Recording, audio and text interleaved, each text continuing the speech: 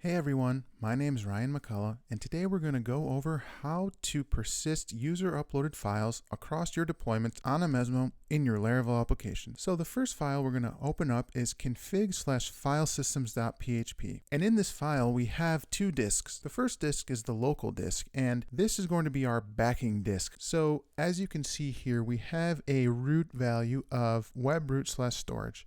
And webroot/storage is provided for you by default on Amezmo. The first thing we must do is we must change that root value to webroot/storage. And as you can see, I already did. The second disk we need to change is our public disk. And for our public disk, we're going to use the webroot/storage/public directory. And keep in mind, this directory, public, is not created for you by default on Amezmo. However, very soon we're going to go over how you can create that in an after.deploy hook. So let's go ahead and look at that deployment hook. Now, if you haven't already created your .amezmo directory, go ahead and do that.